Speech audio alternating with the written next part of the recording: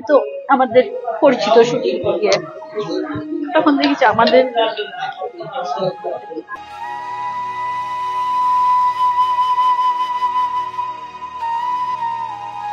সবাই দোয়া করবে। এই জন্য কথা বলা যাচ্ছে না। আমি তো ফেসবুক ব্যবহার করি না। আমি টিভিতে ফার্স্টে যখন 1:06 মানে নিউজটা 1টার পরে আর কি, আমি আমার মা অসুস্থ, আমি মায়ের পাশে শোয়া ছিলাম, তো উনি সবসময় নিউজই দেখেন মানে যখন আর কি সময় পায়। তো আমি শোয়া আছি, আমার বাসায় যে ছেলেটা, ওকে জিজ্ঞেস করলাম কোথায় বিমান নিয়ে হচ্ছে, তো বলছে যে দেশের বাইরে।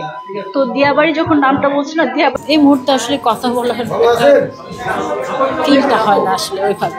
আমি যখন এটা একটা কত হলো, আমি আমার মা অসুস্থ, তো আমি আবার তখন হচ্ছে গিয়ে মায়ের দুটা বেক করা, আমি মায়ের পাশে যেতে ছিলাম, টিভিটা অন ছিল। তো আমি ফার্স্টে আমার বাসার যে ছেলেটা, ওকে বললাম বিমানটা কোথায় নিয়ে হচ্ছে, শোনার সাথে সাথে বলছি দেশের বাইরে। আমি বললাম যে দেশের বাইরে, কিন্তু আমার ওই সিরিয়াস কাজ করছিল যে দেশের বাইরে না। আমি এবার পাশে ছিলাম তো, মানে টিভিটার সামনাসামনি ছিলাম না।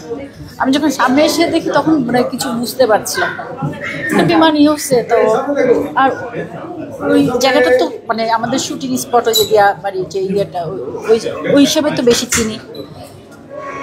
তো সেইখানে দেখলাম যে পরে যখন দেখি যে আসলে ঘটনাটা অনেক অবশ্যই ভালো লাগারই, আমারও অনেক ভালো লাগছে।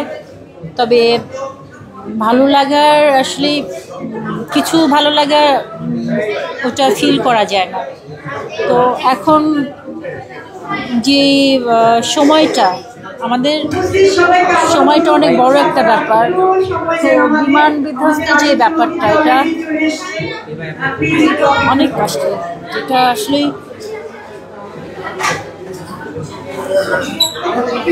এইভাবে আসলে কোনো জিনিসই কেউ প্রত্যাশা করে না। মৃত্যু তো হবে, মরতে তো হবে। যে বাচ্চাগুলো এমনিতে গাঁজাতে যেটা দেখেই মানে দেখতেই খারাপ লাগে। আর স্বাভাবিক মৃত্যুটা আসলে এটা কারোর তো ইয়ে নাই, এখানে কারোরই কোনো হাত নাই, কিন্তু অনেক কষ্টের, অনেক কষ্টের আর কি। তো সবার জন্য সবাই দোয়া করতে হবে, দোয়া ছাড়া তো আসলে এভাবে কোনো কিছু ইয়ে করা যায় না। আর প্লিজ প্লিজ নো,